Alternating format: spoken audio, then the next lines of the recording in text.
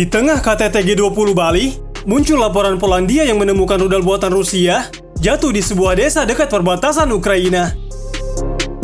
Dalam laporan itu, Polandia mengklaim adanya 2 korban tewas akibat serangan rudal buatan Rusia di wilayahnya. Indonesia, sebagai pemegang presidensi KTT G20, turut memberikan tanggapan atas laporan Polandia yang menuding Rusia menjatuhkan rudal di wilayahnya. Indonesia secara tegas menyerukan suasana damai tetap diupayakan di tengah pecahnya konflik baru yang diduga dibuat Rusia di Polandia. Kementerian Luar Negeri Indonesia, Teuku Faizasyah mengatakan, Indonesia senantiasa menyerukan agar pihak-pihak yang berseberangan untuk mengupayakan cara-cara damai. Bukan asal bicara, Indonesia memang memiliki prinsip politik luar negeri bebas aktif yang selalu berpegang pada perdamaian negara-negara di dunia.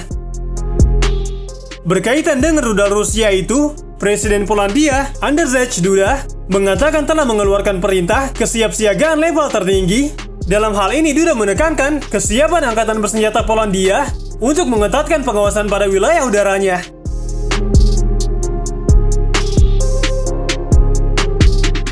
Andrzej Duda mengatakan, kami memutuskan untuk meningkatkan kesiapan tempur unit terpilih Angkatan Bersenjata Polandia dengan penekanan khusus pada wilayah udara.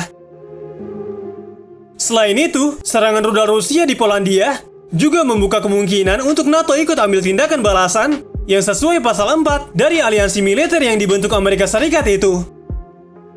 Terbukti, sejumlah pemimpin negara NATO yang hadir di KTT G20 Bali nampak melakukan rapat darurat. Sementara itu, Menteri Luar Negeri Rusia, Sergei Lavrov, segera meninggalkan area KTT G20 Bali. Diduga kuat tindakan Lavrov itu sebagai upaya menghindar dari situasi yang mungkin memojokkan Rusia.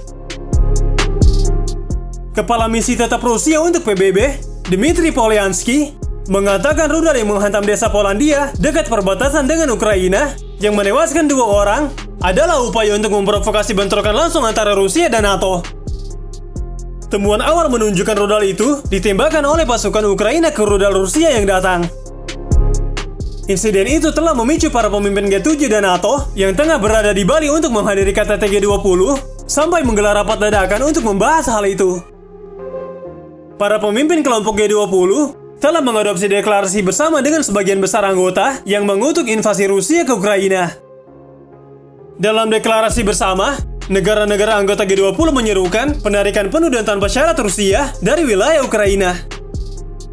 Deklarasi tersebut yang diadopsi pada KTT G20 Bali Indonesia mengatakan bahwa sebagian besar anggota mengutuk keras perang di Ukraina karena perang tersebut menyebabkan penderitaan manusia yang luar biasa dan memperburuk ketentraman yang ada dalam ekonomi global, menghambat pertumbuhan, meningkatkan inflasi, mengganggu pasokan rantai, meningkatkan kerawanan energi dan pangan, dan meningkatkan resiko stabilitas keuangan.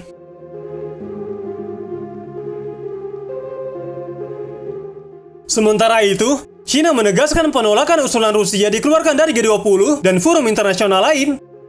Menteri Luar Negeri China, Wang Yi, menegaskan penolakan itu saat bertemu Lavrov di sela-sela KTT G20 di Bali. Wang Yi memastikan sikap China ini ketika muncul desakan agar Rusia ditendang dari forum global karena perang di Ukraina masih berkecamuk. Wang Yi kemudian berujar, kami mendukung partisipasi Rusia dalam G20 dan platform internasional lain, dan kami percaya tidak ada yang berhak mengambil hak rasional Rusia berpartisipasi di kerangka format multilateral.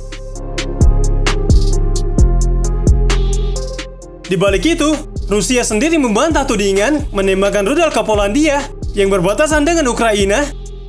Menurut Kementerian Pertahanan Rusia, tudingan itu hanya provokasi untuk meningkatkan ketegangan. Perlu diketahui, sebanyak 30 negara NATO terikat pasal 5, di mana negara-negara NATO bisa turun menyerang suatu negara bila salah satu anggotanya diserang.